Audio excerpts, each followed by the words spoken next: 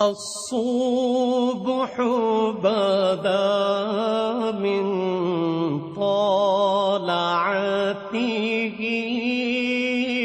والليل دجى من وفرته نحمده ونصلي على رسوله الكريم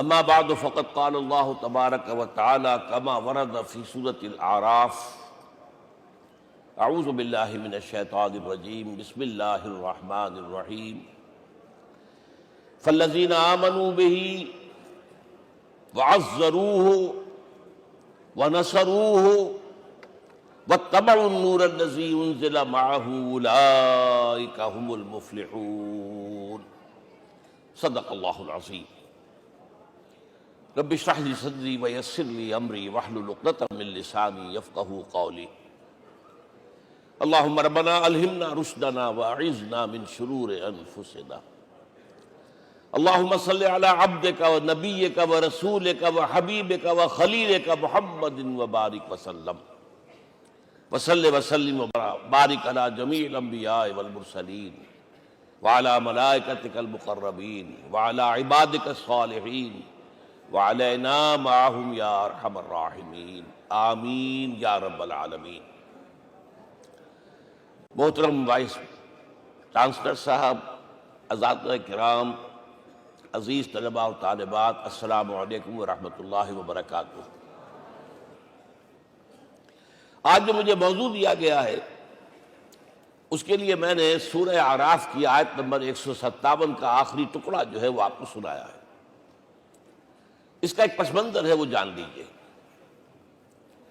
آپ کو معلوم ہے کہ جب حضرت موسیٰ بنی اسرائیل کو لے کر مصر سے نکلے ہیں، اس کے بعد مرحلہ آیا کہ اللہ تعالیٰ نے حضرت موسیٰ کو کوہ طور پر طلب فرمایا تورات عطا کرنے کے لیے۔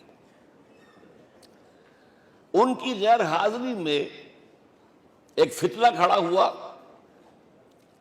اور کچھ لوگوں نے ایک بچڑا بنا کر اس کی پرستش شروع کر دی بنی اسرائیل میں سے، سامری کا بنایا ہوا بچڑا۔ جب حضرت موسیٰ واپس آئے انہوں نے یہ دیکھا تو بہت غضبناک ہوئے، اور پھر اللہ تعالیٰ کے حکم سے فیصلہ ہوا کہ 12 قبیلوں میں سے جن لوگوں نے بھی یہ شرک کیا ہے ان کو انہی قبیلوں کے لوگ خود قتل کریں۔ کئی ہزار اسرائیلی قتل ہوئے۔ یہ بہت بڑا یوں سمجھیے کہ پرج ہوا ہے اس قوم کے اندر۔ اس کے بعد پھر مزید اللہ تعالیٰ کی خدمت میں استغفار کے لیے حضرت موسیٰ علیہ السلام اپنے 70 بڑے بڑے سردار جو تھے 12 قبیلوں کے، ان کو لے کر حاضر ہوئے۔ وہاں انہوں نے استغفار کیا اور ایک دعا کی، پروردگار وَاكْتُبْ لَنَا حَسَنَةً فِي الدُّنْيَا وَالْآخِرَةِ، ہمارے لیے نیکی کا اندراج کر دے، دنیا میں بھی آخرت میں بھی۔ جواب ملا اللہ تعالیٰ کی طرف سے، دیکھو عذاب تو میں جس کو چاہوں گا دوں گا، اور ویسے میری رحمت ہر شے کے ساتھ موجود ہے، ہر شے کا وجود میری رحمت سے ہے، لیکن ایک میری خاص رحمت ہے جو میں لکھ رکھوں گا ان لوگوں کے لیے جو میرے نبی امی آخری رسول ان پر ایمان لائیں گے صلی اللہ علیہ وسلم۔ وہ جب آئیں گے اور وہ نیکی کا حکم دیں گے، بدی سے روکیں گے، پاکیزہ چیزوں کو حلال قرار دیں گے، ناپاک چیزوں کو حرام قرار دیں گے، نوع انسانی کے اوپر جو بوجھ تھے جو اس وقت ہوں گے ان کو اتاریں گے۔ وہ جب آئیں گے تو جو لوگ فالذین آمنوا بہ نمبر 1، وعزروہ نمبر 2، ونصروہ نمبر 3، واتبعوا النور الذی انزل معہ اولئک ھم المفلحون، جو لوگ ان پر ایمان لائیں گے، ان کی تعظیم اور توقیر کریں گے، ان کی مدد کریں گے، اور جو نور ان کے ساتھ نازل کیا جائے گا یعنی قرآن، اس کی پیروی کریں گے، وہ ہوں گے جو فلاح پانے والے ہوں گے، میری خصوصی رحمت سے حصہ ان کو ملے گا۔ اب یہاں پہلے تو دعا کر لیجئے، اللہم ربنا اجعلنا منہم، اے اللہ ہم سب کو ان میں شامل فرما دے۔ جو تیرے نبی کے ساتھ تعلق کی ان 4 بنیادوں کی شرائط کو پورا کر سکے، تقاضوں کو پورا کر سکے۔ اب ذرا ان میں سے ایک ایک کو لیجئے۔ ایمان، جانی پہچانی چیز ہے ایمان جسے کہتے ہیں، اس کی تشریح میں جانے کی ضرورت نہیں، وقت بھی محدود ہے، لیکن ایک بات سمجھنے کی ہے بہت ضروری۔ ایمان کے 2 لیول ہیں۔ ایک قانونی ایمان ہے جس کی بنا پر ہم ایک دوسرے کو مسلمان سمجھتے ہیں، اس کا تعلق اقرار باللسان کے ساتھ ہے، زبان سے کہنا اشہد ان لا الہ الا اللہ وحدہ لا شریک لہ واشہد ان سیدنا و مولانا محمدا عبدہ ورسولہ۔ کوئی ہندو تھا، سکھ تھا، پارسی تھا، عیسائی تھا، یہ کلمہ کہے اور اسلام میں آ گیا۔ لیکن یہ زبانی کلامی ایمان جو ہے یہ انسان کی سیرت و کردار پر اثر انداز نہیں ہو سکتا۔ یہی وجہ ہے آج ہم دیکھ رہے ہیں مسلمان ہی جھوٹ بھی بول رہا ہے، مسلمان ہی بے ایمانی بھی کر رہا ہے، مسلمان ہی خیانت بھی کر رہا ہے، مسلمانوں کے لیڈر بلینز کی خیانت کر رہے ہیں۔ یہ کون ہے؟ سب مسلمان ہیں۔ وہ اس کی وجہ کیا ہے کہ ہم صرف قانونی مسلمان ہیں اور ہمارا ایمان قانونی ایمان ہے۔ اس کے لیے اسلام کا لفظ قرآن میں آیا ہے سورہ حجرات میں، قالت الاعراب آمنا قل لم تؤمنوا ولکن قولوا اسلمنا۔ اے نبی، یہ بدو کہہ رہے ہیں ہم ایمان لے آئے، ان سے فرما دیجئے تم ہرگز ایمان نہیں لائے ہو، یوں کہو کہ ہم مسلمان ہو گئے ہیں۔ ولما يدخل الايمان في قلوبكم، ابھی تک ایمان تمہارے دلوں میں داخل نہیں ہوا۔ بہرحال اللہ کا شکر ہے اس نے ہمیں مسلمانوں میں پیدا کر دیا، ورنہ ہم میں سے کتنے ہوتے اگر کہیں اور پیدا ہو گئے ہوتے تو نعمت اسلام سے بھی ہم بہرہور ہو سکتے، کیا کہہ سکتے۔ اصل ایمان ہے جب وہ دل میں داخل ہو جائے، یقین بن جائے۔ اسی لیے بچپن میں یاد کیا ہوگا ایمان مجمل، آمنت باللہ کما ہوا باسمائہ وصفاتہ وقبلت جمیع احکامہ اقرار باللسان وتصدیق بالقلب۔ جب تصدیق بالقلب ہوگی تو اب اس کے تقاضے جو ہیں عملی پیدا ہوں گے۔ ان تقاضوں میں سے ایک میں 2 حدیثوں کے حوالے سے آپ کے سامنے رکھ رہا ہوں۔ پہلی حدیث حضرت عبداللہ بن عمرو بن العاص رضی اللہ تعالی عنہما سے مروی ہے، لا یؤمن احدکم حتی یکون ہواہ طبعا لما جئت بہ۔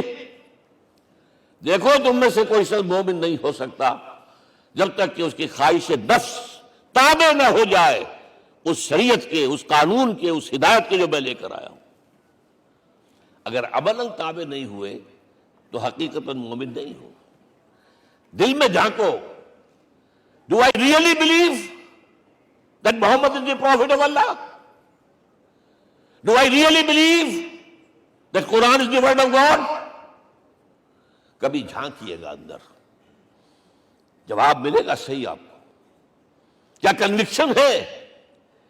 کنوکشن ہو اور پھر حضور کی پیروی نہ ہو، حضور کے احکام کی پابندی نہ ہو، اللہ کے قوانین کی پابندی نہ ہو، کیسے ممکن ہے؟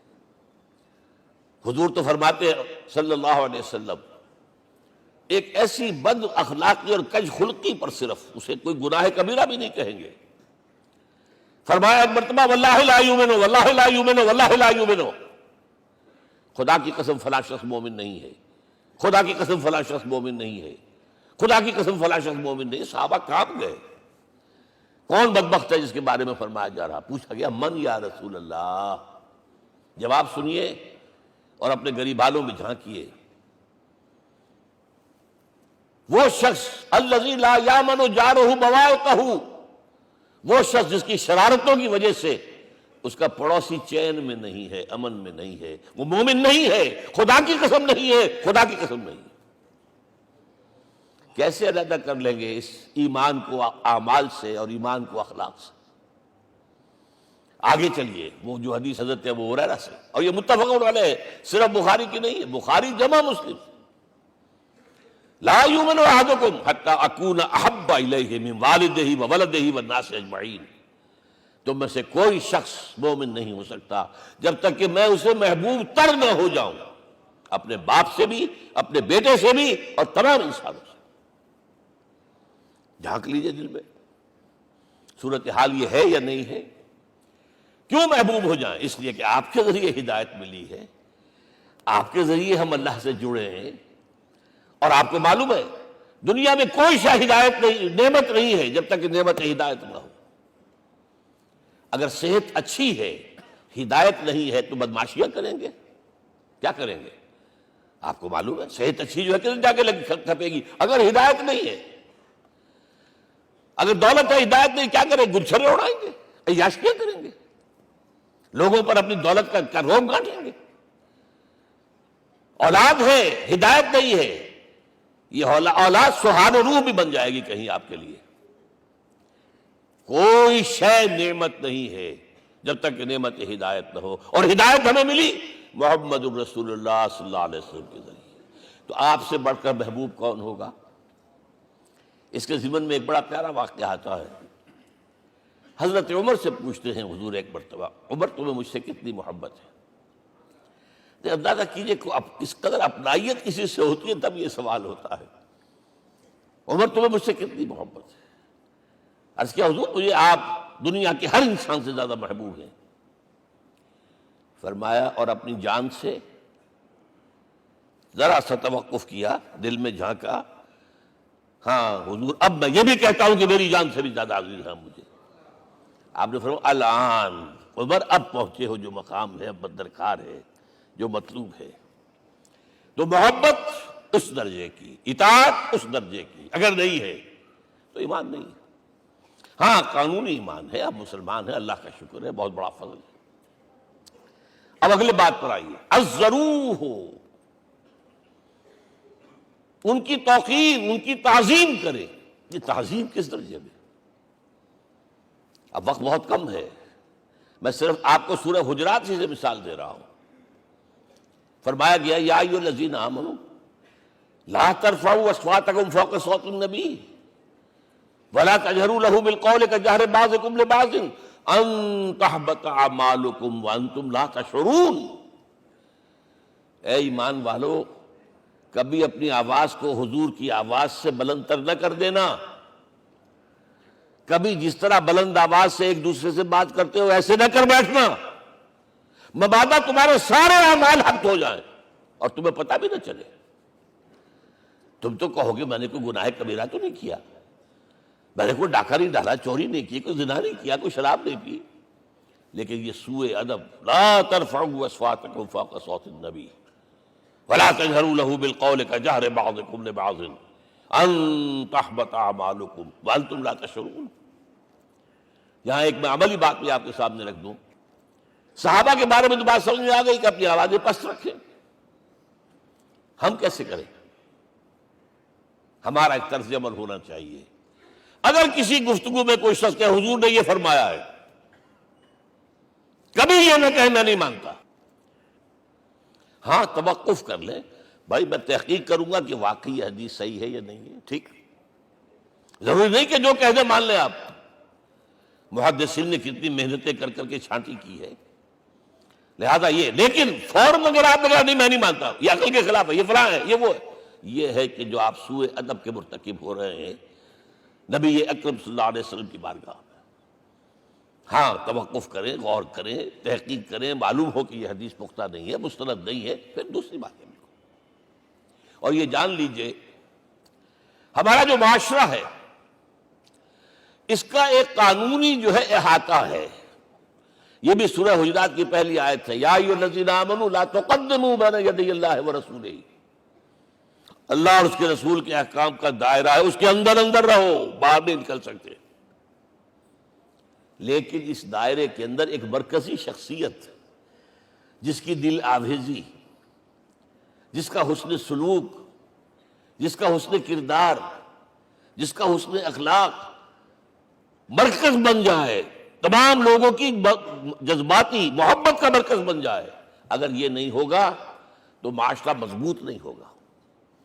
محض قانون اور دستور پر معاشرہ مضبوط نہیں ہوتا۔ کسی شخصیت، اب آپ کو معلوم ہے آخر ہندوستان کے معاشرے میں گاندھی کا ایک مقام ہے کہ نہیں ہے؟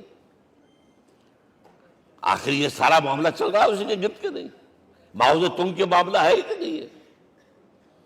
یہ سارا معاملہ دنیا میں عام لوگ کہہ دیتے، ریشنلسٹ لوگ، کہ ان چیزوں کی کیا ضرورت ہے، بھائی قانون دیکھنا چاہیے، دستور دیکھنا چاہیے، حکم دیکھنا نہیں، بھائی جذباتی وابستگی، کہ ایک ہستی تو ایسی ہو کہ جس کے کچھ کہنے پر فوراً زبانیں بند ہو جائیں، اور اس کا نقشہ میں سعودی عرب میں دیکھتا ہوں، اگر وہاں کے دو بدو لڑ رہے ہوں سخت اور ایک دوسرے کو کھانے کو دوڑ رہے ہوں، کوئی شخص کہتے صلی علی النبی، فوراً خاموش.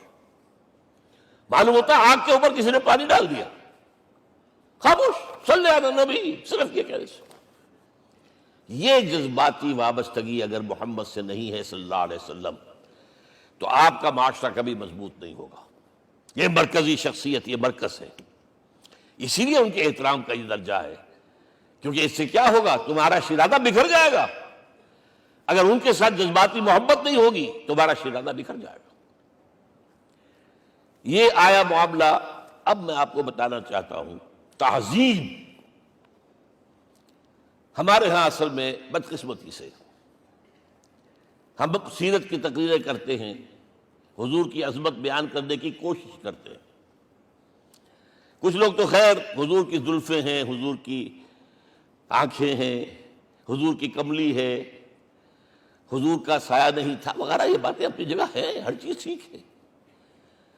لیکن یہ جان لیجئے حضور کی اصل عظمت ایک نبی اور رسول کی حیثیت سے ہے، اور وہ شے وہ ہے جہاں جبرائیل کے بھی پر جل رہے ہیں، اس کی حقیقت کون جانتا ہے. میں ایک مثال دے رہا ہوں آپ کو کہ حضور 100 میں مثال رکھا کرتے تھے. آج روزہ رکھا، شام کو افطار نہیں کیا، وہ رات کو چل رہا ہے روزہ، اگلے روز پھر وہ کنٹینیو کر رہا ہے شام تک. 2 دن کا 100 میں مثال، 3 دن کا بھی رکھتے تھے. صحابہ نے اجازت چاہی، حضور ہمیں بھی اجازت دے دیں. نہیں، آج کے حضور آپ تو رکھتے ہیں، ہمیں منع کرتے ہیں. اب سنیے، ایکم مثلی، تمہیں سے کون ہے مجھ جیسا؟ ابھی تو عند ربی، میں تو اپنے رب کے پاس رات گزارتا ہوں. ہوا یطعمنی ویسقین، وہ مجھے کھلاتا اور پلاتا ہے. کیا سمجھیں گے ہم؟ کیا ہماری سمجھ میں آئے گا؟ یہ معاملہ نبوت کے جو اسرار اور رموز ہیں، ان کا جو مقام اور مرتبہ ہے، وہ کوئی نبی پہچان سکتا، غیر نبی تو پہچان ہی نہیں سکتا. ایک ڈاکٹر کا کیا مقام ہے اپنے فن میں، وہ کوئی ڈاکٹر ہی سمجھ سکے گا نا، غیر ڈاکٹر کہاں سمجھے گا؟ اور حقیقت میں وہی سمجھے گا جو اس سے بھی اوپر کا ڈاکٹر ہے. نیچے والا تو نہیں سمجھ سکتا. جو کمتر ہے وہ تو صرف اوپر دیکھے گا، اللہ اللہ خیر صلی اللہ. جو اوپر ہے اور ظاہر ہے محمد سے اوپر کوئی نہیں صلی اللہ علیہ وسلم. یہی وجہ ہے، دیکھیے شیخ سعدی کو کیا کہنا پڑا، یا صاحب الجمال و یا سید البشر من وجهك المرير لقد نور القمر لا يمكن الثناء كما كان حقه بعد از خدا بزرگ توئی قصہ مختصر.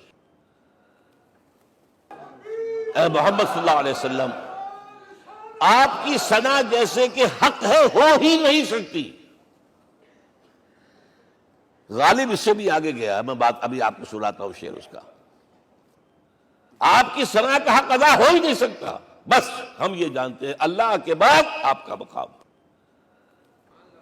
غالب جو آگے گیا ہے کہتا ہے، غالب ثنائے خواجہ بیزداں گزاشتیم کہاں ذات پاک مرتبہ دان محمد است. اے غالب، ہم نے تو حضور کی ثنا تو اللہ کے حوالے کر دی ہے، اس لیے کہ وہی ذات پاک جانتا ہے مرتبہ محمد کا کیا ہے صلی اللہ علیہ وسلم. ہم بیان کرنے کی کوشش کریں گے تو توہین کر بیٹھیں گے. ایک لطیفہ ہے، ایک بیچارہ کوئی دیہاتی کہیں پھنسا ہوا تھا کسی جگہ، تھکا ہوا چل رہا تھا، ڈپٹی کمشنر صاحب جا رہے تھے، کار میں بٹھا لیا. اب اس نے کہا، پتر تینوں اللہ پٹواری کرے. اب اس غریب کے جو ہے اس کے ذہن میں تو پٹواری سے اوپر تو کچھ ہے ہی نہیں.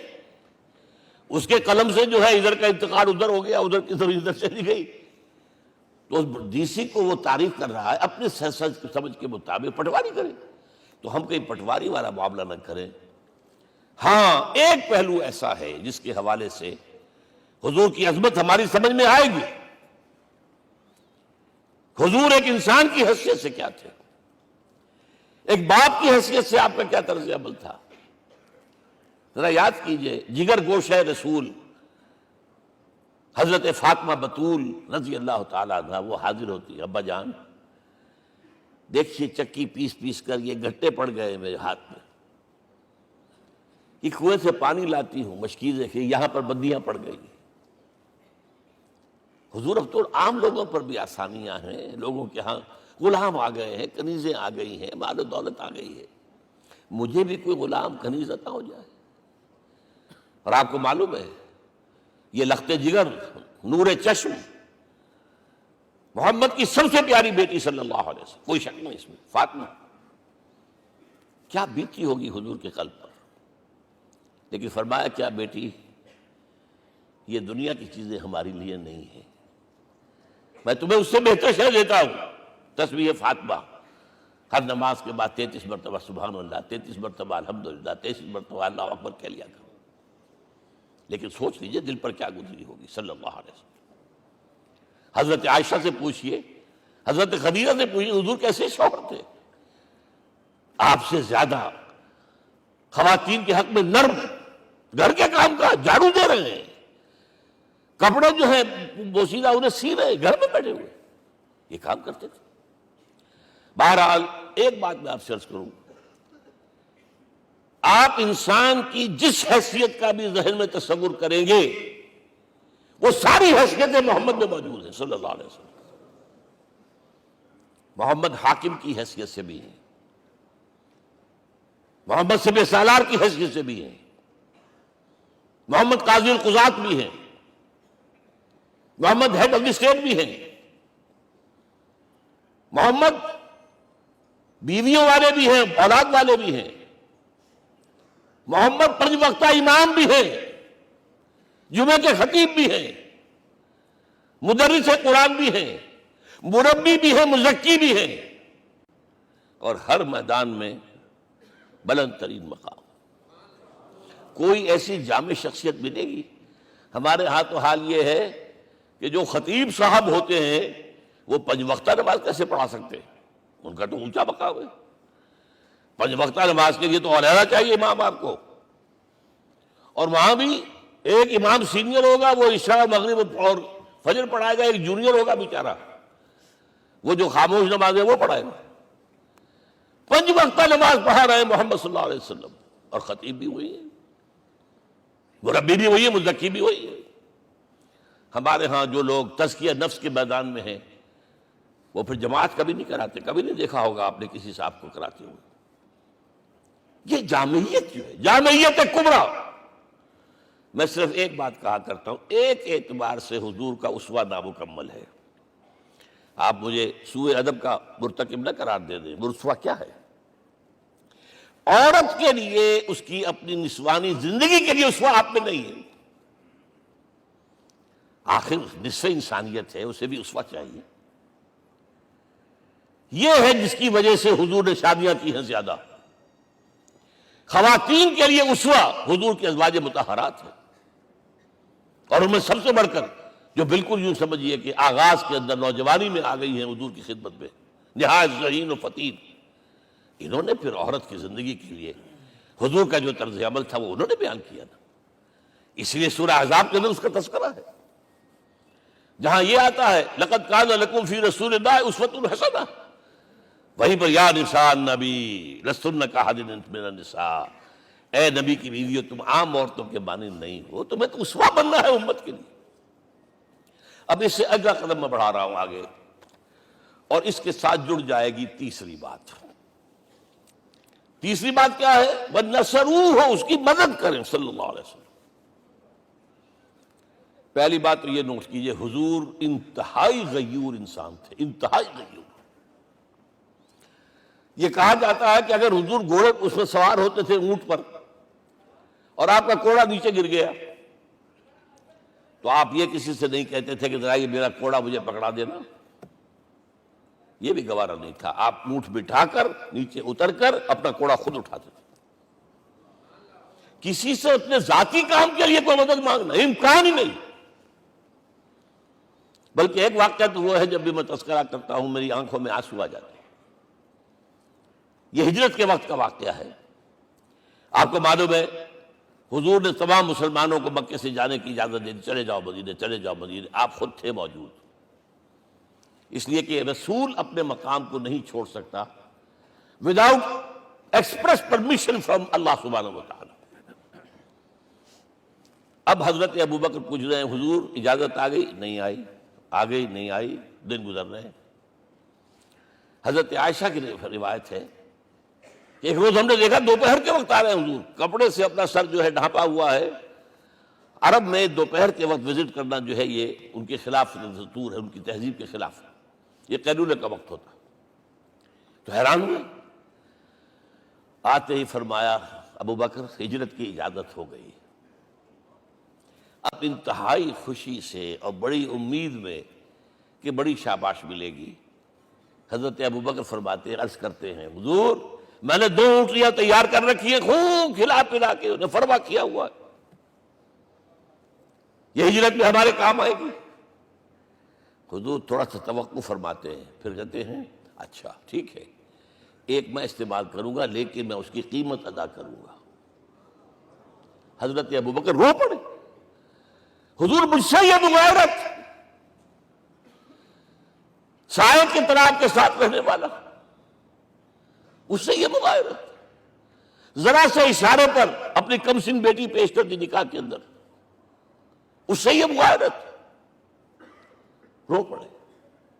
لیکن حضور کی اپنی غیرت تھی، میں قیمت دوں گا. اب بتائیے مدد کا کہ یہ درکار تھی؟ مدد تھی ان کے مشن کے لیے. مشن 2 حصوں میں تھا. اس کو جانیے، آج کچھ علمی باتیں آ رہی ہیں. حضور کے مشن کے 2 حصے، ایک ابتدائی جو تمام انبیاء اور رسول کا تھا، ایک تکمیلی جو صرف محمد کا صلی اللہ علیہ وسلم. ابتدائی کیا ہے؟ اللہ کی طرف دعوت، تبلیغ. جو دعوت قبول کر لیں ان کے لیے بشارت، بشیر کہ تمہارے لیے آخرت میں جنت ہے، نعمتیں ہیں. رد کر دیں ان کے لیے نذیر، خبردار کرنے والے، جہنم کے لیے تیاری کر لو. داعی اللہ، اللہ کی طرف بلانے والے. سراجا منیرا، روشنی کے چراغ. یہ حیثیتیں مشترک ہیں تمام انبیاء کرام. تمام انبیاء بشیر بھی تھے، نذیر بھی تھے، داعی بھی تھے، سراج منیر بھی تھے. اگرچہ ان تمام حیثیتوں میں بھی حضور کا سب سے اونچا مقام علیحدہ نمایاں ہے، لیکن حیثیتیں بنیادی طور پر مشترک. ایک حیثیت تکمیلی، اور وہ کیا ہے؟ اے نبی جو دین آپ کو دیا گیا ہے، صرف تبلیغ نہیں، صرف تعلیم نہیں، اس کو قائم کر کے دکھاؤ نظام زندگی کی حیثیت سے. 3 مرتبہ قرآن میں یہ الفاظ حضور کے لیے آئے ہیں، هو الذی ارسل رسولہ بالہدی ودین الحق لیظہرہ علی الدین کلہ. 3 دفعہ سورہ توبہ میں یہ الفاظ آئے، سورہ صف میں یہ الفاظ آئے، سورہ فتح میں یہ الفاظ آئے. وہی اللہ جس نے بھیجا ہے اپنے رسول کو صلی اللہ علیہ وسلم، الہدا قرآن حکیم، ہدایت کاملہ، اور نمبر 2 دین حق. یہ 2 چیزیں دے کر بھیجا. کس لیے؟ تاکہ اس دین کو غالب کرے پورے نظام زندگی پر. یہ معاملہ ذرا سوچئے. اور یہ حضور کے لیے 3 دفعہ، اور کسی اور نبی کے لیے 1 دفعہ بھی نہیں. قرآن مجید کے اس نقطے کو ذہن نشین کر لیجیے. اصل میں یہ کیا ہے؟ اسے ہم یوں کہیں گے، ایک ہے نبوت و رسالت، ایک ہے تکمیل نبوت و رسالت. ہمارے ہاں ختم نبوت کے اوپر تو زور دیا گیا ہے، اور صحیح دیا گیا ہے، ایمان کا ہمارا جز ہے. حضور کے بعد کسی نے بھی دعویٰ کیا نبوت کا، وہ جھوٹا، کذاب، دجال. جس نے مانا وہ بہرحال دائرہ اسلام سے خارج ہے، اور جو بھی کچھ ہوا کرے وہ. یہ چونکہ قانونی بات تھی اس لیے اس کا حق ادا کیا علماء کرام نے. واقعہ یہ ہے کہ اس میں کوئی کمی نہیں رکھی، لیکن حضور کی فضیلت اس میں نہیں ہے. فرض کیجئے کہ نبوت چلی آ رہی تھی ہموار طور پر، ایک جگہ آ کے ختم ہو گئی، تو فضیلت کون سی ہوئی؟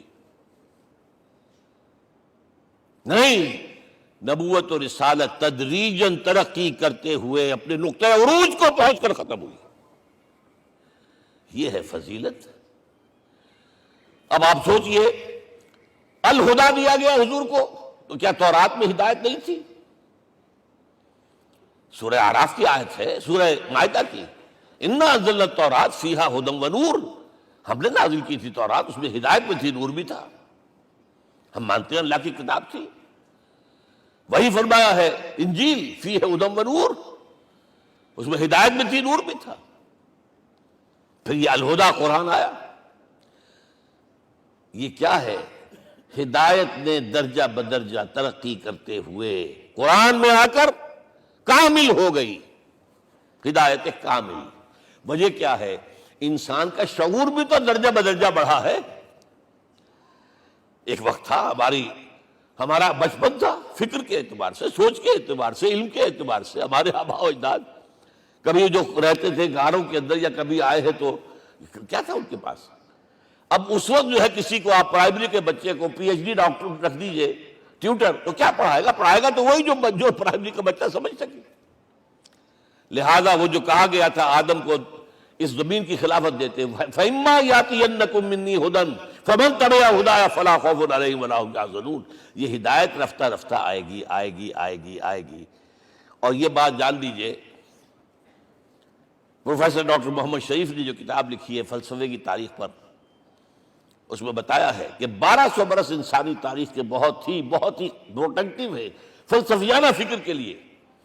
From 600 BC to 600 AD 1200 years سارے فلسفے اسی میں پیدا ہوئے۔ سقراط، بختار، افلاطون اور یہ سب نکل گئے، اور کنفیوشس بھی آ گیا، تاؤ بھی آ گیا، اور بدھ بھی آ گیا، جین بھی آ گیا، سب آ گئے، سب آ گئے۔ گویا کہ انسان جب کچھ سوچ سکتا تھا، جتنا سوچ سکتا تھا سوچ چکا۔ اور یہ بھی سنا دوں، حضرت عیسیٰ نے کہا تھا اپنے حواریوں سے، ڈپارٹنگ جو میسج تھا، مجھے ابھی تم سے اور بھی بہت باتیں کرنی تھی لیکن تم ان کا تحمل نہیں کر سکو گے، جب وہ فارقلیت آئے گا صلی اللہ علیہ وسلم تو تمہیں سب کچھ بتائے گا۔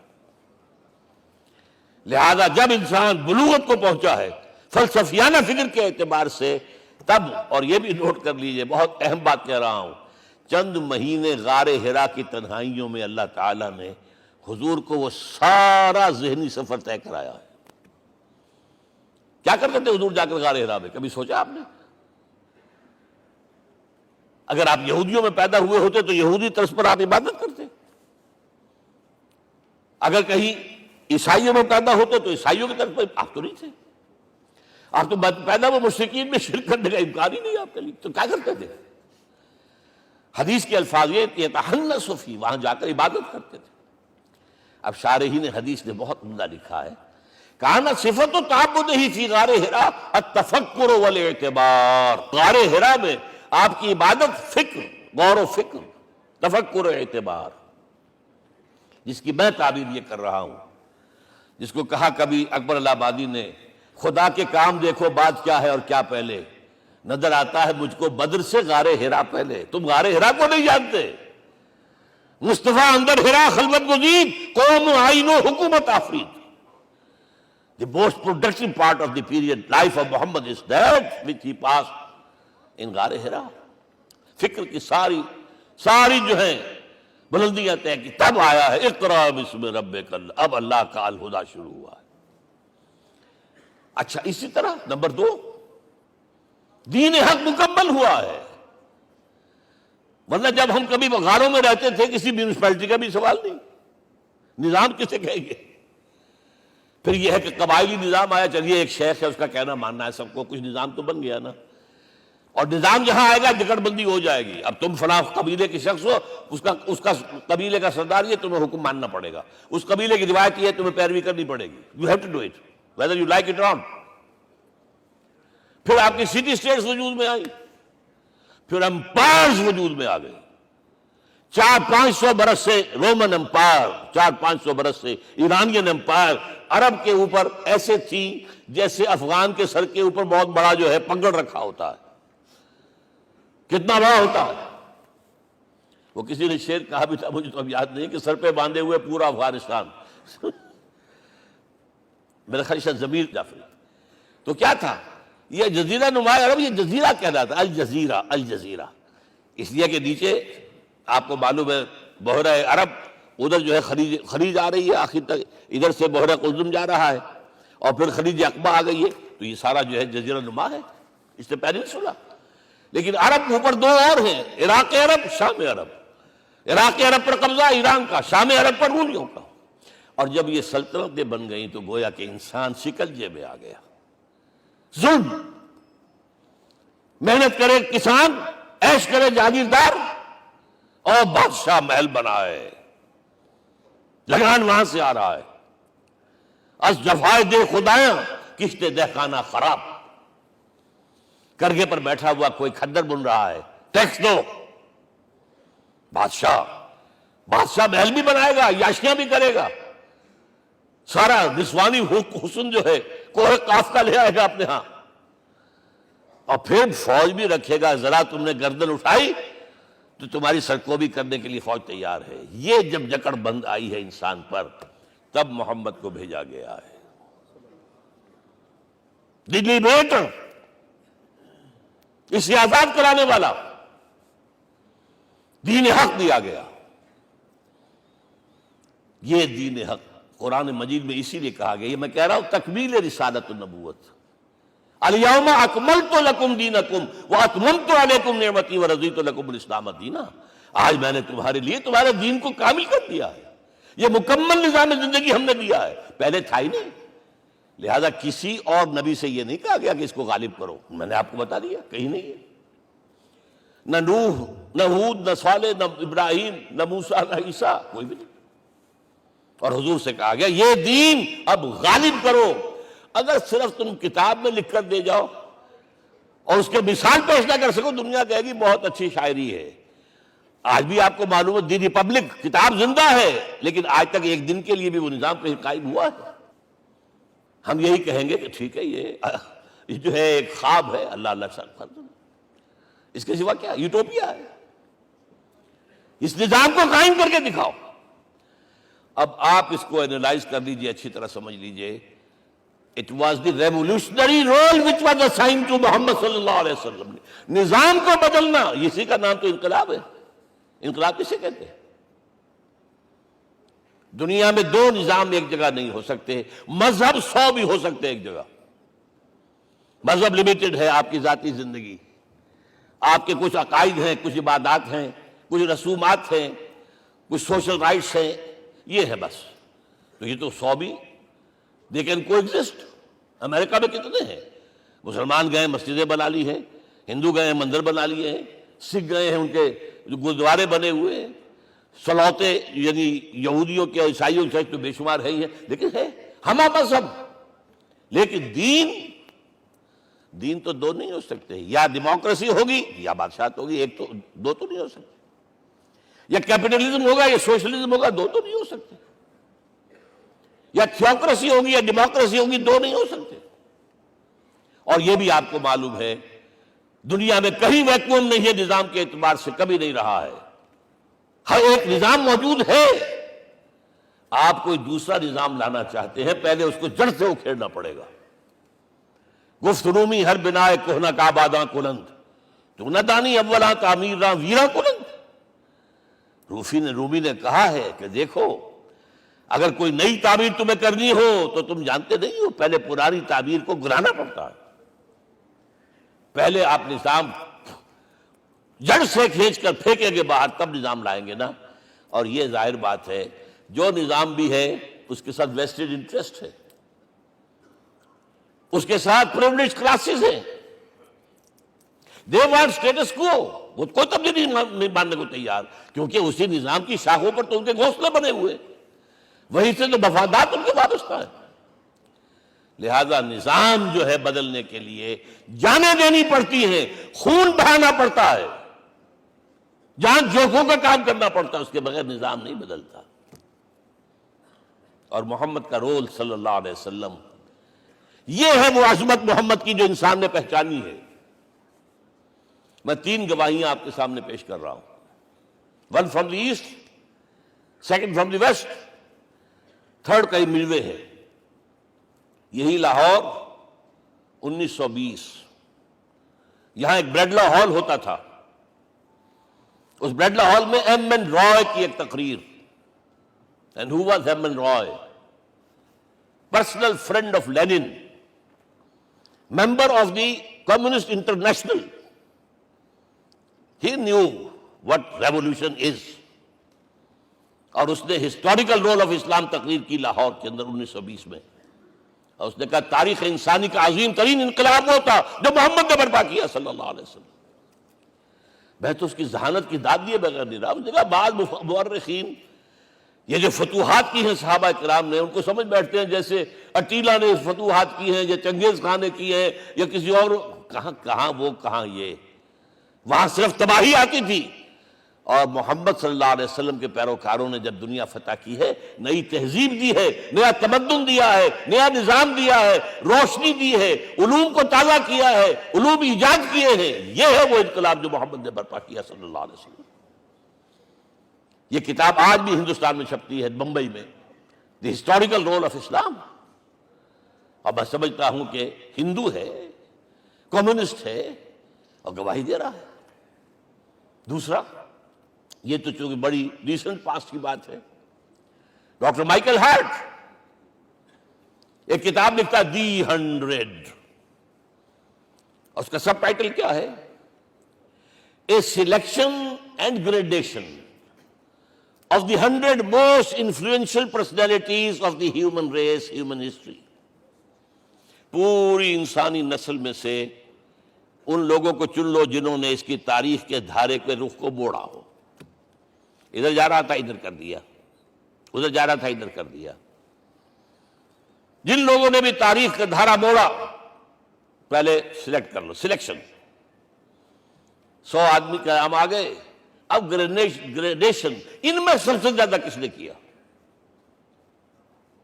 اور ٹاپ پر لایا محمد کو صلی اللہ علیہ وسلم۔ یہ کتاب تو اویلیبل ہے، پڑھیے۔ اور چونکہ عیسائی ہے اور حضرت عیسیٰ کو نمبر 3 پر لے گیا، غور کیجئے، نمبر 2 پر لایا نیوٹن کو، بابائے طبیعیات،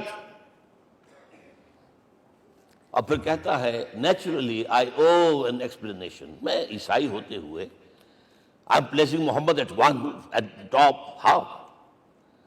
This is because, یہ لفظ یاد کیجئے، this is because he is the only person supremely successful in both the religious and secular fields۔ ذہانت، وہ زندگی جو آج تقسیم کر دی گئی ہے، یہ مذہبی زندگی ہے، یہ سیکولر ہے، یہ ریاست ہے، قانون ہے، یہ ہے، وہ اس کو علیحدہ رکھو بھائی، مذہب کو علیحدہ رکھو۔ وہ کہتے ہیں کہ یا تو مجھے ملتا ہے کہ وہ آدمی جو ادھر اونچا ہے تو دوسری طرف نیچا ہے، کچھ بھی نہیں، ادھر اونچا ہے تو ادھر کچھ نہیں۔ روحانیت میں، دین میں، اخلاق میں عیسیٰ سے اوپر کون جائے گا؟ لیکن حکومت میں، ریاست میں کوئی قدم ہی نہیں رکھا، زیرو۔ مذہب کتنا بڑا پیدا کر دیا گوتم بدھ نے، لیکن ریاست، حکومت زیرو۔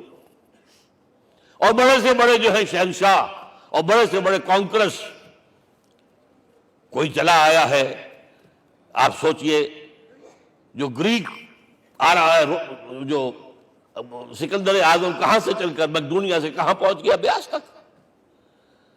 اٹیلا کہاں سے پہنچ گیا؟ مشرق سے مغرب تک۔ لیکن مذہب و اخلاق کے اندر زیرو نہیں بلکہ مائنس ویلیو لانی پڑے گی۔ ایک ہی انسان ہے، آپ کم سے کم give credit to his honesty۔ ایک ہی انسان، دو ہے ہی نہیں۔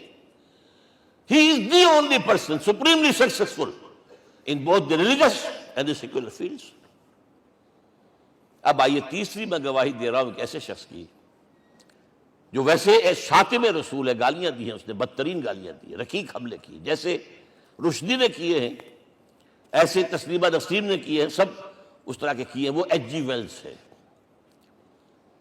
فکشن سٹوری رائٹر، ہسٹورین بھی ہے، 2 کتابیں ہیں اس کی تاریخ پر، تاریخ انسانی عالم، short history of the world and concise history of the world. جو رقیق حملے کیے ہیں میں اس کا ذکر نہیں، اس لیے کر دیا کہ معلوم ہے وہ دشمن ہے، دوست نہیں ہے۔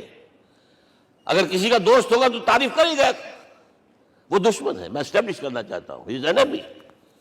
اور عربی زبان کا ایک مقولہ یہ ہے کہ الفضل ما شہدت بہ الاعداء، فضیلت تو وہ ہوتی ہے جس کی ایک گواہی دشمن دے۔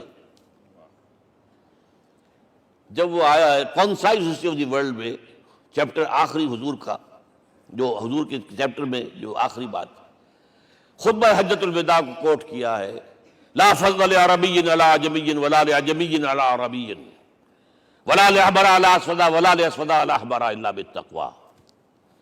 کسی عرب کو کسی عجمی پر کوئی فضیلت نہیں، کسی عجمی کو کسی عرب پر کوئی فضیلت نہیں، کسی گولے کو کسی کالے پر کوئی فضیلت نہیں، اور کسی کالے کو کسی گورے پر کوئی فضیلت نہیں، ہاں تقوی کے ساتھ فضیلت ہے۔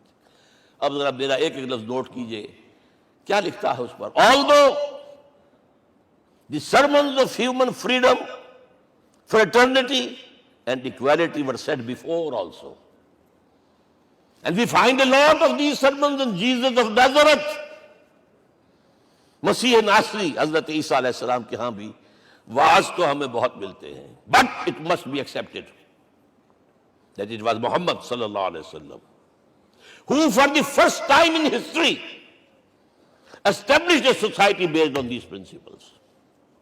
انسانی حریت، اخوت، مساوات، اس کے وعظ کہنے تو بہت آسان ہے، تقریریں کرنی تو بہت آسان ہے، لیکن ان ویلیوز کو باقاعدہ اسٹیبلش کرنا ایک سوسائٹی میں ماننا پڑتا ہے، یہ اسے دینا پڑا ہے کریڈٹ جو بھی ہے۔ لیکن ایک بات نوٹ کر لیں، مبادہ کہیں آپ میرے بارے میں سوء ظن ہو جائے، تازہ ایڈیشن جو اب اویلیبل ہے اس میں سے یہ نکال دیے گئے ہیں، آج کے جو ان کے ایڈیٹرز ہیں ان کے حلق سے نیچے نہیں اتر رہے، اتنی بڑی حقیقت۔ آپ پنجاب لائبریری یا پبلک لائبریری سے جا کے پرانا ایڈیشن لیجئے، concise history of the world کے اندر آپ کو یہ الفاظ مل جائیں گے۔ Although the sermons of human fraternity, freedom and equality were said before also, and we have a lot of these sermons in Jesus of Nazareth, but it must be accepted that it was Muhammad sallallahu alaihi wasallam who for the first time in history established a society based on these principles۔ اب یہ جو mission میں نے آپ کے سامنے رکھا، ایک بنیادی مشن قرآن کی تبلیغ کرو، تبلیغ کرو، تبلیغ کرو، تبلیغ کرو، یا ایھا رسول بلغ ما انزل الیک من ربک وان لم تفعل فما بلغت رسالتہ۔ نمبر دو، جو دین حق دیا اسے غالب کرو، قائم کرو، نافذ کرو، اس کی مثال پیش کرو دنیا کے سامنے۔ ان دونوں میں مدد درکار تھی محمد الرسول اللہ کو، جیسے حضرت مسیح نے کہا تھا، وَإِذْ قَالَ عِيسَىٰ ابْنُ مَرْيَمَ لِلْحَوَارِيِّينَ مَنْ أَنصَارِي إِلَى اللَّهِ، کون ہے میرا مددگار اللہ کی راہ میں؟ جیسے کہ اللہ فرماتے سورہ حدید میں، بڑی پیاری آیت ہے، بڑی ریولوشنری آیت ہے، بلکہ میں لفظ استعمال، بڑی ننگی انقلابی آیت ہے قرآن مجید کی۔ اتنا صاف اللہ تعالیٰ ہی سچ بول سکتا ہے، کوئی اور تو ضرور کہیں نہ کہ اس کے اوپر کوئی کپڑا ڈال کے بات کرے گا۔ آیت نمبر 25 آف سورۃ الحدید، لقد ارسلنا رسلنا بالبینات، ہم نے اپنے رسولوں کو بھیجا واضح نشانیوں کے ساتھ، معجزات کے ساتھ۔ وانزلنا معهم الکتاب والمیزان، ان کے ساتھ کتاب اتاری، شریعت اتاری، میزان اتاری، نظام اتارا۔ لِیَقُومَ النَّاسُ بِالْقِسْطِ، تاکہ لوگ عدل پر قائم ہوں۔ اس لیے کتاب کیوں بھیجی، رسول کیوں بھیجے، نبی کیوں بھیجے، وحی کیوں بھیجی؟ تاکہ لوگ عدل پر قائم ہوں۔ یہ اس سے بڑی آیت کوئی ہوگی؟ عدل اجتماعی، سوشل جسٹس۔ اب اگلا ٹکڑا پڑھیے، وَأَنزَلْنَا الْحَدِيدَ، ہم نے لوہا بھی اتارا ہے، فِيهِ بَأْسٌ شَدِيدٌ، اس سے اسلحہ بنتا ہے، جنگی قوت ہے۔ وَلِيَعْلَمَ اللَّهُ مَن يَنصُرُهُ وَرُسُلَهُ بِالْغَيْبِ، اور اللہ دیکھ لینا چاہتا ہے کون ہے اس کے وفادار بندے جو لوہے کی طاقت کو ہاتھ میں لے کر اللہ اور اس کے رسول کی مدد کرتے ہیں۔ دین اللہ کا، اسے قائم کرنا اللہ کی مدد ہے، اسے قائم کرنا محمد کا فرض ہے، اس کے جد و جہد کرنا محمد کی مدد ہے صلی اللہ علیہ وسلم۔ یہ تھی نصرت، اور یہ نصرت آپ کو معلوم ہے حضور کی زندگی میں صحابہ نے کرام نے کی ہے کہ نہیں کی؟ جو شخص ایمان لایا فوراً داعی بن گیا، فوراً۔ ابو بکر ایمان لائے، اور 6 جو ہیں عشرہ مبشرہ میں سے چوٹی کے صحابہ، وہ ان کی دعوت پر ایمان لائے۔ سعد ابن ابی وقاص، طلحہ، زبیر، عثمان، سعید ابن زید، یہ سب کون ہیں؟ حضرت ابو بکر کی دعوت۔ نوجوان ہیں، مصعب بن عمیر کو گھر سے نکال دیا چچا نے، اور برہنہ کر کے نکالا ہے کم وقت نے، اس لیے کہ باپ مر گیا تھا، بہت دولت چھوڑ گیا تھا۔ ماں نے بڑے ناز و نام میں پالا تھا، کہتے 200 درہم کا جوڑا اس کا بن کر آتا تھا شام سے، جیسے کبھی ہم کہتے تھے کہ پنڈت نہرو کے کپڑے جو ہے پیرس سے سل کر آتے ہیں، اور جہاں سے گزر جاتا تھا مصحف اتنا اس نے لگایا ہوتا تھا عطر کے پوری گلی جو ہے وہ خوشبو سے جو ہے بھر جاتی تھی۔ چچا نے بلایا، تم جو یہ گلچھرے کر رہے ہو اپنے باپ کی دولت پر نہ، اور تم اسے کہتے ہو کافر، نکل جاؤ گھر سے۔ وہ چلنے لگے، he was a ten ager, چلنے لگے۔ وہ سمجھا تھا کہ میرے یہ کہنے سے اس کے تو اس کو تارے نظر آ جائیں گے، یہ فوراً جو ہے توبہ کرے گا، پلٹ آئے گا۔ چلنے لگے تو اسے اور غصہ آیا، یہ کپڑے بھی اسی باپ کے ہیں، اتارو۔ وہی اتارے کپڑے، مادرزاد برہنہ ہو کر ماں کے پاس گئے ہیں۔ ماں نے آنکھوں پر ہاتھ رکھا، مصعب کیا ہوا ہے؟ فرمایا امی میں موحد ہو گیا ہوں، یہ ہے توحید۔ اور اب جا کر حضور کے دامن میں بیت ارقم میں اب ہمہ وقت کارکن ہے، قرآن اتر رہا ہے، پڑھ رہے ہیں، سمجھ رہے ہیں، قرآن اتر رہا ہے، یاد کر رہے ہیں، یاد کر رہے ہیں۔ اور اس کے بعد جب کہا تھا مدینے والوں نے بیعت عقبہ اولیٰ پر کہ حضور ہمارے سے آپ کی ملاقات تو سال کے بعد ہی ہوگی، درمیان میں تو آپ کو معلوم ہے خونریزی ہے، کوئی قافلہ بچ کے نہیں آ سکتا، تو اب آپ ہمیں کوئی اپنا شاگرد دیجئے۔ مصعب بن عمیر کو حضور نے کہا جاؤ ان کے ساتھ۔ وہاں ان کا نام پڑ گیا المقری، پڑھانے والا، قرآن پڑھانے والا۔ 75 آدمی اگلے سال لے کر آ گیا ہے، اور اسی سے بیعت عقبہ ثانیہ ہوئی ہے، اور ہجرت کا راستہ کھل گیا۔ اور اس کو ایک دفعہ حضور نے دیکھا، مسجد کے دروازے کے سامنے سے گزر رہا تھا مصعب، پھٹا ہوا کمبل تھا جس میں لپیٹا ہوا تھا۔ حضور کی آنکھوں میں آنسو آ گئے۔ غزوہ احد میں شہید ہوا کس طرح؟ علم بردار تھا، ایک ہاتھ پر وار پڑا ہے، کٹ کے گر گیا، ایک ہاتھ سے تھاما، دوسرے پر بھی گر گیا، دونوں جو بچے ہوئے حصے تھے اس سے تھاما۔ پھر جب ختم ہو گئے، اس کے بعد جو ہے جب دفن کر رہے تھے تو حضور کے سامنے پرابلم لایا گیا۔ مصعب کے جسم پر تو کوئی کپڑا ہی نہیں تھا سوائے ایک چادر کے، ایک دھوتی، اللہ اللہ خیر اللہ۔ اور شہید کا کفن ہوتا ہے اس کا اپنا لباس۔ حضور وہ اتنا چھوٹی ہے وہ چادر کہ پاؤں ڈھانپتے ہیں تو سر کھل جاتا ہے، سر ڈھانپتے ہیں تو پاؤں کھل جاتے ہیں۔ فرمایا سر کو ڈھانپ دو کپڑے سے اور پیروں پر گھاس ڈال دو۔ That was the last dress which Mus'ab got۔ تو یہ لوگ جو تھے محمد رسول اللہ والذین معہ، یہ ساتھی حضور کے، جنہوں نے حضور کے مشن میں آپ کا ساتھ دیا۔ اور ایک خاص مرحلے کا تو میں آپ کے سامنے ذکر ہی کر دوں، اس لیے کہ دین کی اقامت، دین کا غلبہ، اس میں تو جہاد اور قتال آئے گا لا محالہ۔ Nobody is going to allow you to change the system۔ اگر سسٹم بدلتا ہے تو اس کے ساتھ جو مفادات بدلتے ہیں وہ ختم ہو جاتے ہیں، جو پرولیجز ہیں وہ ختم ہو جاتے ہیں۔ لہذا جب غزوہ بدر کا مرحلہ آیا ہے، حضور نے مجلس شورا منعقد کی، اور آپ نے جو وحی سے آپ کو بتا دیا گیا تھا، دیکھو ایک قافلہ آ رہا ہے شمال سے، مال غنیمت سے لدا پھدا ہے، اور 50 صرف اس کے ساتھ محافظ ہیں۔ ایک لشکر آ رہا ہے جنوب سے، ریل کانٹے سے لیس، اور اللہ نے وعدہ کیا ہے کہ ایک پر ضرور تمہیں فتح دے گا، بتاؤ کدھر چلے۔ یہ اصل میں کسی بھی سپہ سالار کے لیے وقت ہوتا ہے کہ اپنے ساتھیوں کے مورال کا اندازہ کرے۔ کچھ ہوں گے ہم جیسے کمزور بھی، انہوں نے کہا کہ حضور پہلے قافلے کی طرف چلے، آسانی سے فتح بھی ہو جائے گی اور ہتھیار مل جائیں گے ہمیں، ہمارے پاس تو ہتھیار بھی نہیں ہے، گنتی کے لوگوں کے پاس تلواریں بھی نہیں سب کے پاس، تو 50 آدمیوں کے ہتھیار تو ملیں گے، پھر لشکر سے نپٹ لیں۔ اب حضور کہہ رہے ہیں اشیرونی اشیرونی اشیرونی۔ حضرت مقداد بن اسود کھڑے ہوتے، حضور ہمیں موسیٰ کے ساتھی نہ سمجھیے جنہوں نے کہہ دیا فَاذْهَبْ أَنْتَ وَرَبُّكَ فَقَاتِلَا إِنَّا هَاهُنَا قَاعِدُونَ۔ ہم موسیٰ کے ساتھی نہیں ہیں، ہم آپ کے جانثار ہیں، آپ جو آپ کی نیت ہے آپ بسم اللہ کیجئے، ہم آپ کو کیا پتہ ہمارے ذریعے آپ کو اللہ تعالیٰ آنکھوں کی ٹھنڈک عطا فرمائے۔ حضور پھر فرمائے مجھے مشورہ دو، مجھے مشورہ دو۔ تب خیال آیا سعد ابن عبادہ رضی اللہ تعالیٰ عنہ کو، جو رئیس انصار تھے، ہو نہ ہو یہ ہماری طرف روئے سخن ہے، کیونکہ بیعت عقبہ ثانیہ جس کے نتیجے میں ہجرت ہوئی ہے اس میں طے یہ ہوا تھا کہ اگر یہ مکے والے مدینے پر حملہ آور ہوں گے آپ کو ختم کرنے کے لیے، ہم آپ کی حفاظت ایسے ہی کریں گے جیسے اپنے بیوی بچوں کی۔ اور ابھی مدینے پر حملہ ہوا نہیں ہے، حضور پری ایمپٹ کر رہے ہیں، باہر نکل کر مقابلہ کرنا چاہ رہے ہیں۔ تو گویا کہ انصار کور نہیں ہوتے اس کے اندر، اس لیے بار بار اشیرونی، مجھے مشورہ دو۔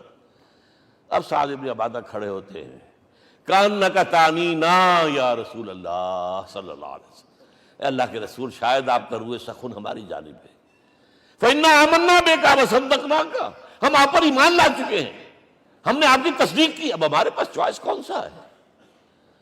اگر آپ آگے چلیں ہم پیچھے چلیں گے، اگر برق الغماد تک پہنچیں گے ہم اپنی اونٹنیوں کو دبلا کر دیں گے، یمن کا آخری شہر جو ہے برق الغماد، اور اگر آپ ساحل سمندر پر کھڑے ہو کر اپنی سواری سمندر میں ڈالیں گے ہم بھی ڈال دیں۔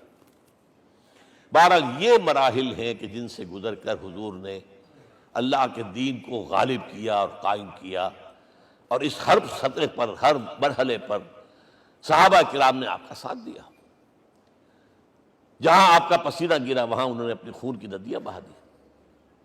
محمد رسول اللہ والذین معہ اشداء علی الکفار رحماء بینہم، یہ ہے در حقیقت عظمت محمد صلی اللہ علیہ وسلم۔ آج کے دور میں سمجھ لیجئے اچھی طرح، یہ دور جس کا کہ فاتح ہے حضور، فاتح سے مطلب افتتاح کرنے والے، اس دور میں اجتماعی نظام کی اصل اہمیت ہے۔ اجتماعی نظام غلط ہے، ایکسپلائٹیٹو ہے، تقسیم دولت کا نظام غلط ہے۔ کیا ہوگا؟ ایک طرف دولت جمع ہوگی، ایکومولیشن آف ویلتھ، ایک طرف بھوک، افلاس، فاقہ ہوگا۔ شاہ ولی اللہ دہلوی کہتے ہیں کہ جس معاشرے میں تقسیم دولت کا نظام غلط ہو جائے، یہ دو دھاری تلوار ہے، دو دھاری، دونوں طرف کاٹتی ہے۔ ایک طرف دولت جمع ہوگی تو عیاشیاں ہوں گی، بدماشیاں ہوں گی، گلچرے ہوں گے، وہ بھی خراب، معاشرے کے لیے خراب، اور ایک طرف فقر ہوگا اور بھوک ہوگی اور فاقہ ہوگا، یہ بھی خراب۔ اس لیے کہ حضور فرماتے ہیں کاد الفقر ان یکون کفرا، فقر تو انسان کو کفر کی حد تک پہنچا دیتا ہے، لہذا فق کو کل نظام کو توڑنا ہوگا۔ یہ الفاظ شاہ ولی اللہ دہلوی رحمۃ اللہ علیہ کے، جو 12ویں صدی ہجری کے مجدد ہیں۔ اس نظام کو بدلنا، اب آپ سوچئے حضور صلی اللہ علیہ وسلم نے جب اپنے اس مشن کی تکمیل کر لی، تو میں اب دو باتیں آپ کو بتا رہا ہوں۔ کیونکہ حضور کی بعثت صرف عرب کے لیے نہیں تھی، صرف عربوں کے لیے نہیں تھی، صرف ملک عرب کے لیے نہیں تھی۔ اگر یہ ہوتا تو آپ کا کام مکمل ہو گیا تھا، پورے عرب میں اللہ کی حکومت قائم ہو گئی، ایک ایک شخص تک قرآن پہنچ گیا۔ لیکن 5 جگہ قرآن میں آیا ہے وَمَا أَرْسَلْنَاكَ إِلَّا كَافَّةً لِلنَّاسِ بَشِيرًا وَنَذِيرًا،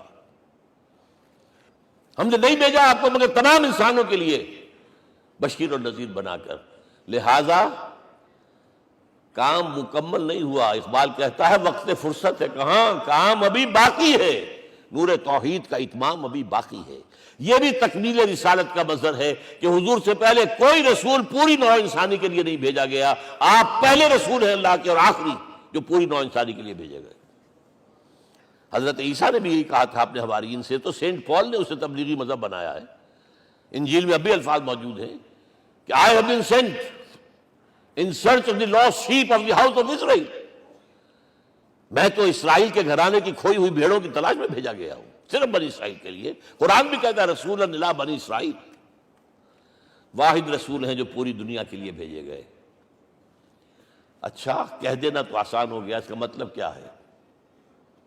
جب تک پوری دنیا پر اللہ کا دین غالب نہ ہو، محمد کا مقصد بعثت ہنوز شرمندہ تکمیل ہے، اور یہ ہوگا، اس کی خبر دی ہے۔ یہ ایک تحفہ میں لے کر آیا آپ کے لیے، 8 صفحے ہیں، لیکن یہ سمجھیے کہ یہ سونے کے حروف سے شر لکھے ہوئے ہیں، وہ احادیث، وہ آیات جن میں حضور نے خبر دی ہے کہ پوری دنیا پر اللہ کا دین غالب ہوگا۔ ہو نہیں سکتا کہ دنیا ختم ہو جائے اور محمد کا مقصد بعثت ابھی مکمل نہ ہو، ناممکن۔ جن آیات کو پڑھیے، ان میں پھر احادیث پڑھیے۔ میں صرف 2 حدیثیں آپ کو سنا دوں۔ ایک میں حضور نے اپنے زمانے سے لے کر قیامت تک کے 5 ادوار گنائے ہیں، آپ پڑھ لیجیے گا، ٹیکسٹ ہے یہ، اور خدا کے لیے اس کی قدر کیجیے گا، یہ آیات ہیں، احادیث پھینک نہ دیجیے خدا کے لیے کہیں۔ اور اس کے اندر جو ہے اس وقت کے جو مایوسی کے اندھیارے ہمارے اوپر چھائے ہوئے ہیں، اس کا علاج ہے کہ نہیں، اور بھی دور فلک ہیں ابھی آنے والے، ناز اتنا نہ کریں ہم کو ستانے والے۔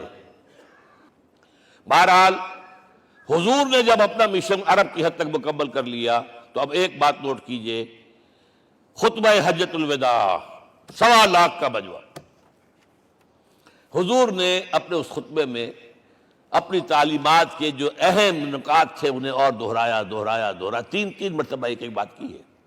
لاؤڈ سپیکر تو تھا نہیں، پہلے آپ ادھر رخ کرتے تھے، آپ کہتے تھے کچھ، ادھر لوگ آدمی آگے کھڑا ہوا اس کو آگے پہنچاتا اور آگے پہنچاتا تھا، پھر آپ سامنے رخ کر کے کہتے تھے، پھر بائیں طرف رخ کر کے 3 مرتبہ، ایک لفظ 3 مرتبہ۔ آخر میں ایک سوال کیا ہے، الا هل بلغت، دیکھو لوگوں میں نے پہنچا دیا یا نہیں؟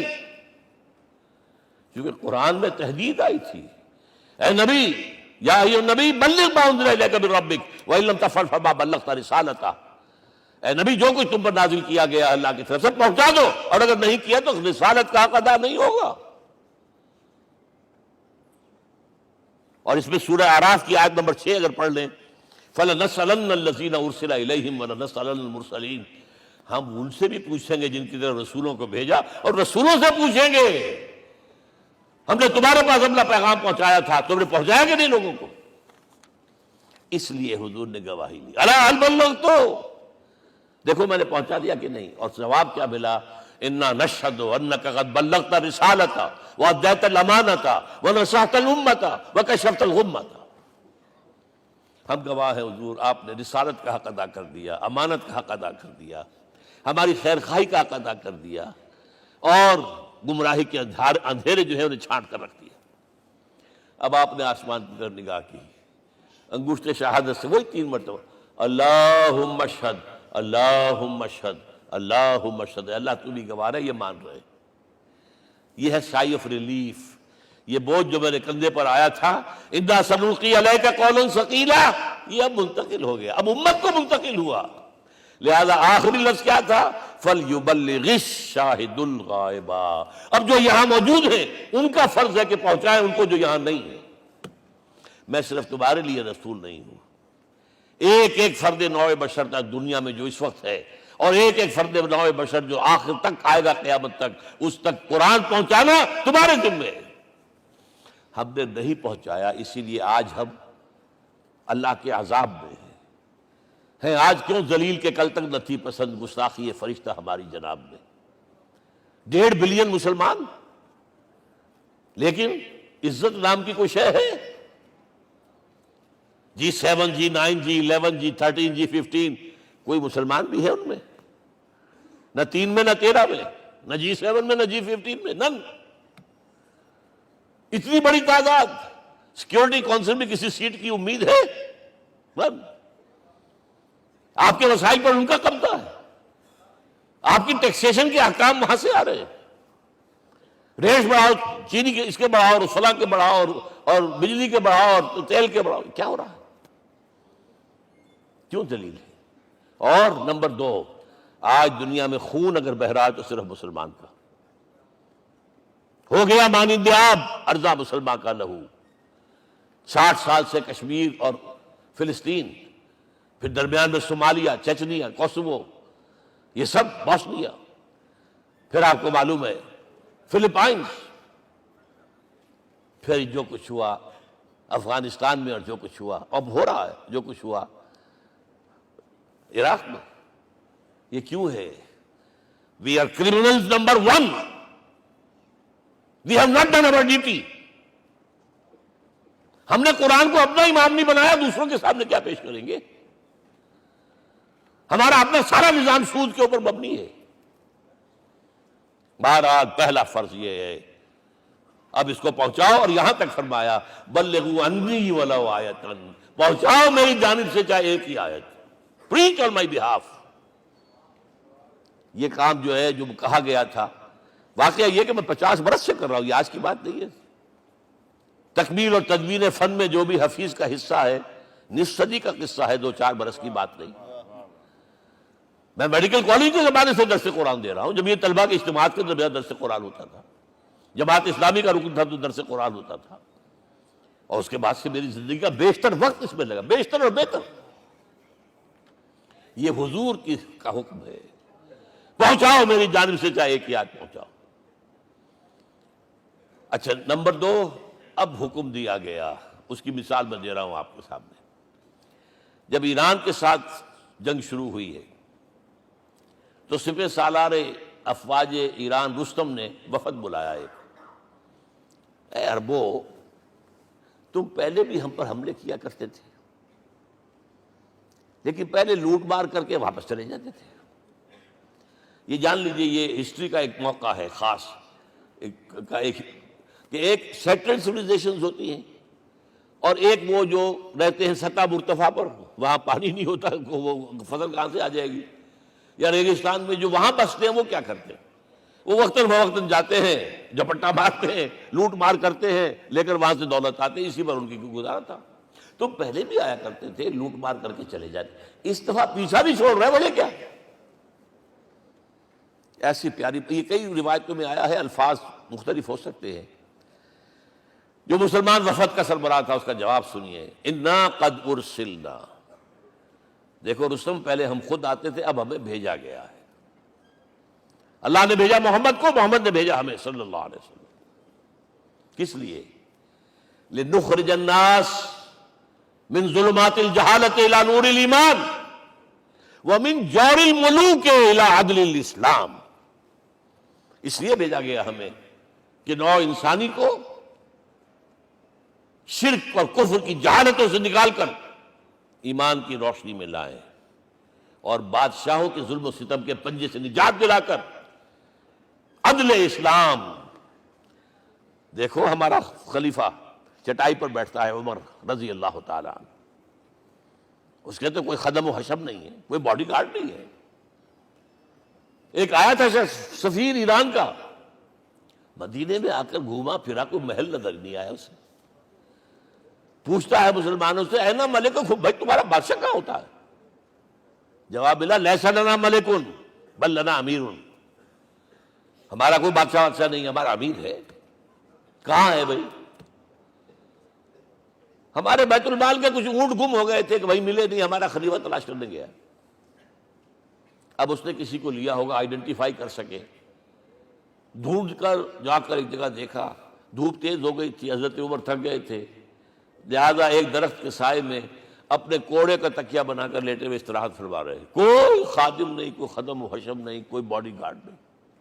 اس وقت وہ کھڑے ہو کر کہتا ہے، عمر تم عدل کرتے ہو، تمہیں کوئی خوف نہیں ہے، ہمارے بادشاہ ظلم کرتے ہیں، لوگوں کا خون پیتے ہیں، انہیں ہر وقت ڈر رہتا ہے، انہیں اونچی اونچی فصیلیں چاہیے، انہیں باڈی گارڈ چاہیے، انہیں حفاظتی دستے چاہیے۔ یہ مثال پیش کی ہے نا، یہ کوئی فیری ٹیلز تو نہیں ہے، یہ تو آج کی تاریخ ہے، 1400 برس پرانی تاریخ ہے بھائی، کوئی پرانی نہیں ہے، کوئی 10,000 سال پرانی بات نہیں ہے۔ اور وہی عمر ہے، انہیں بلایا گیا ہے بیت المقدس، وہاں جو مسلمانوں کا محاصرہ تھا وہ طول کھینچ گیا، فصیل بہت اونچی مضبوط، اور اندر ہر طرح کا رسد بھی موجود ہے، راشن بھی ہے، پانی بھی ہے، عیسائیوں کا قبضہ تھا۔ عیسائی پادری آئے فصیل پر، مسلمانوں تم اگر قیامت تک بھی یہاں پڑے رہے محاصرہ کر کے، یہ کبھی فتح نہیں ہوگا شہر، ہاں یہ فتح ہونا ہے، ہماری کتابوں میں ہے، لیکن ایک درویش بادشاہ کے ہاتھوں فتح ہوگا، تمہارے اندر ہمیں وہ درویشی نظر نہیں آ رہی۔ وہ چونکہ کچھ عرصہ ہو گیا تھا، شام میں پہنچ گئے تھے، خربوزے کو جو کہ خربوزہ رنگ پکڑتا ہے، اچھا لباس پہننا شروع کر دیا، اور وہاں تھے امین هذه الامہ ابو عبیدہ بن الجراح رضی اللہ تعالی عنہ، یکی ازا شرع مبشرہ، ان کا فوراً کلک کیا، یہ بادشاہ مدینے میں بیٹھا ہوا تو ہے، یہاں سے ریکویسٹ کی گئی ہے آپ تشریف لائیے۔ اب 700 میل کا سفر ہے، کوئی ذاتی سفر نہیں، کسی بیٹے کے کنووکیشن میں کے لیے نہیں گئے ہیں، کوئی انٹوریج نہیں ہے، کچھ نہیں، ایک اونٹ، ایک خادم، اور اسی اونٹ پر راستے کا راشن، لہذا ایک آدمی بیٹھ سکتا ہے۔ اب ایک منزل خلیفہ اوپر تشریف فرما ہے اور خادم ہاتھ پکڑ کر آگے چل رہا، اگلی منزل خادم اوپر بیٹھا ہے اور خلیفہ ہاتھ پکڑ کے آگے چلتا ہے۔ جب آخری منزل آئی ہے تو باری ہو گئی اس خادم کی، اس نے ہاتھ جوڑ دیے، خدا کے لیے لوگ دیکھیں گے، مجھے ماریں گے، تمہیں شرم نہیں آئی؟ خلیفۃ المسلمین جو ہے وہ آگے آگے تمہارے چل رہے تھے، تم براجمان تھے۔ حضرت عمر نے ڈانٹ پلائی، اب دوڑو دوڑو، نہیں، باری تمہاری ہے۔ وہ بیٹھا ہوا اوپر، حضرت عمر پھنکیل پکڑ کر آ رہے ہیں، اور بیچ میں کہیں کیچڑ آ گیا تھا، جوتیاں بھی ہاتھ میں پکڑی ہوئی ہیں۔ اب وہاں آتے ہی انہیں لے جایا گیا فصیل کے سامنے، انہوں نے اوپر سے اپنی کتابیں دیکھیں، ہاں یہی ہے درویش بادشاہ، یہ فتح نہیں ہوا تھا یروشلم، یہ ایک صلح کے طور پر انہوں نے دیا ہے، کھول دیا، آ جاؤ۔ اور انہوں نے شرط رکھوائی تھی کہ کہیں یہاں یہودیوں کو آباد نہیں ہونے دیں گے آپ۔ حضرت عمر نے اتنی رعایت کی تھی یہودیوں کے لیے کہ وہ یہاں آئیں، اپنے مقدس مقامات کی زیارت کر کے جا سکتے ہیں، لیکن یہاں سیٹل نہیں ہو سکتے، اس لیے وعدہ تھا۔ یہ وعدہ جو ہے سلطان عبدالحمید خان تک چلا ہے۔ بڑی سے بڑی رشوت پیش کی تھی زائنسٹ نے، تمہارے سارے قرضے ہم ختم کر دیں گے، تم جو ہے ہمیں فلسطین میں آباد ہونے کا حق دے دو۔ نہیں، جو معاہدہ عمر کا تھا اس میں میں کوئی ترمیم نہیں کر سکتا۔ تو یہ مثالیں ہیں جو پیش کی گئی ہیں۔ میں تو کہا کرتا ہوں، جب میں نے پڑھا تھا کہ کرنل جمال عبد الناصر کی بیٹی سائیکل پر جاتی ہے کالج، چون لائی کی بیٹی بھی سائیکل پر کالج جاتی ہے، احساس ہوا تھا عظمت ہے نا آخر، چاہے وہ کسی غیر میں ہو۔ اور واقعہ یہ ہے کہ میں بیان کرنے سے رہ نہیں سکتا، جب میں نے لال بہادر شاستری کے بارے میں سنا، he had no house in the whole of India۔ یہ تو بھارت کی ڈیموکریسی کا ایک معجزہ ہے۔ A person who doesn't own a house in the whole length and breadth of India and he rose to the position of prime minister۔ ہمارے ہاں کسی میونسپلٹی کا جو ہے ممبر نہیں بن سکتا، اس کی بیوی اپنے گھر میں خود کھانا پکاتی تھی، کوئی ملازم نہیں تھا۔ اور جب ہارٹ اٹیک ہوا ہے تاشقند میں، تو وہ جو مرتے دم بات کی ہے اس نے ماتا جی سے کی ہے، بیوی سے نہیں کی۔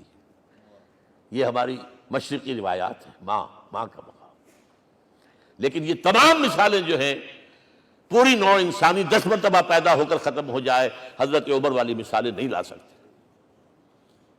رات کو گشت کر رہے ہیں، ایک جگہ سے رونے کی آواز آئی، معلوم ہوا کہ بچے ہیں، بھوکے ہیں، رو رہے ہیں۔ ماں سے پوچھا گیا کیا معاملہ ہے، کہ کیا کروں، کچھ نہیں ہے، میں نے یہ آنڈی چڑھا دی ہے، چولہے کے اوپر آگ جلا دی ہے، بچوں سے کہا بھائی کچھ پک رہا ہے، ذرا انتظار کرو، سو جائیں گے۔ کانپ گئے، ایسی گئے سیدھے بیت المال، آٹے کی بوری اپنے غلام سے کہا میرے کندھے پر رکھ، میں پہلے چلتا ہوں۔ نہیں، قیامت کے دن تم میرا بوجھ نہیں اٹھا سکو گے۔ اپنے کندھے پر بوری رکھ کر لائے ہیں، کھانا پکوایا، کھلایا بچوں۔ اب اگر حضور یہ کہے کہ سید القوم خادمہم، تو یہ حقیقت تھی کہ نہیں تھی؟ ورنہ اگر یہ مثال نہ آتی تو کہتے ہیں جی شاعری تو اچھی ہے، بہت اچھا شعر کہہ دیا، کوئی سردار بھی کبھی خادم ہوا ہے۔ اب یہ ہے کہ یہ نظام دنیا میں، بس آخری بات پہ میں آ گیا ہوں، یہ خوشخبریاں میں آپ کے ساتھ یہ تحفہ لے کر آیا، یہ پڑھیے کہ نظام دوبارہ آنا ہے۔ محمد کی پیشن گوئی غلط نہیں ہو سکتی، ہو صادق المصدوق صلی اللہ علیہ وسلم۔ اگرچہ ابھی ہمیں اور سزائیں ملنی ہیں، اور سخت سے سختر سزائیں آنی ہیں۔ ابھی آرمگڈون سر پر تنی ہوئی ہے، کھڑی ہوئی ہے، ملحمۃ العظمیٰ جسے حدیث میں کہا گیا۔ آرمگڈون پتہ نہیں آپ نے کبھی سنا ہے کہ نہیں سنا ہے؟ یہ بائبل کی آخری کتاب جو ریولیشن جان ہے، اس میں ہے کہ ایک بہت بڑی جنگ ہوگی، گریٹر اسرائیل بنانے کے لیے بہت بڑی جنگ ہوگی، and you set the stage has been set for that۔ NATO تیار اسی کے لیے ہو رہا ہے دوبارہ۔ کس لیے؟ نیٹو چیف سے پوچھا گیا تھا کہ تمہارا دشمن جو تھا USSR تو ختم ہوا، گھٹنوں کے بل پڑا ہوا ہے، اب کس کے لیے اس کو ایکسٹینڈ کر رہے ہو اور آرگنائز کر رہے ہو؟ اب ہمیں مسلم فنڈامنٹلسٹ سے نمٹنا ہے۔ یہ ہے وہ کروسیڈ جو شروع ہوئی۔ یہودی اور عیسائی نیو کنزرویٹوز، نیو کونس، یہ دونوں جڑے ہوئے ہیں، ایک 5 پوائنٹ ایجنڈا ہے ان کا جس پر دونوں کا اتفاق ہے۔ تو ابھی ہم پر بڑے برے وقت آنے ہیں، ہمیں سزائیں ابھی اور ملنی ہیں، لیکن ٹیبلز ول بی ٹرنڈ، دنیا میں اللہ کا دین قائم ہوگا، چاہے ابھی اور اپس اینڈ ڈاؤنز آئیں گے، لیکن ہوگا، لیکن ہوگی، وہ وقت آئے گا اللہ کا دین قائم ہوگا پوری دنیا میں۔ ایک حدیث میں آپ کو سنانے چلا تھا، حضرت ثوبان سے ہے رضی اللہ تعالیٰ عنہ، مسلم شریف کی روایت ہے۔ حضور نے فرمایا ان اللہ زوالی الارض، اللہ نے میرے لیے پوری زمین کو لپیٹ دیا۔ فرائیت مشارقہا و مغاربہا، میں نے اس کے سارے مشرق دیکھ لیے، سارے مغرب دیکھ لیے۔ وَإِنَّ أُمَّتِي سَيَبْلُغُ مُلْكُهَا مَا زُوِّئَ لِي مِنْهَا، میری امت کی حکومت ان تمام علاقوں پر قائم ہو کر رہے گی جو اللہ نے زمین کو لپیٹ کر مجھے دکھا دی ہے. یہ ہونا ہے. And that is going to be the end of this world. Armageddon بھی آ جائے گی پہلے، ملحمۃ العظمیٰ بھی آئے گا، سزائیں بھی ملیں گی، بالآخر وہ ہوگا.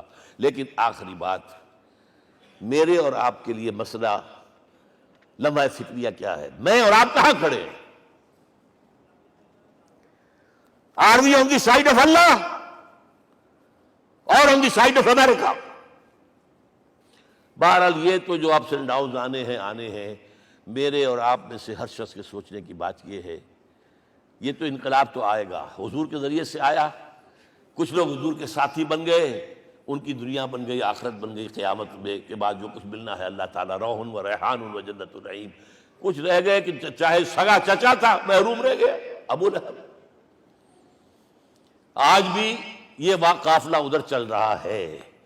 اقبال نے بالکل ٹھیک کہا ہے کہ دنیا کو ہے پھر مار کا روح و بدن پیش، تہذیب نے پھر اپنے درندوں کو ابھارا، اللہ کو پابر دیے مومن پہ بھروسہ، ابلیس کو یورپ کی مشینوں کا سہارا.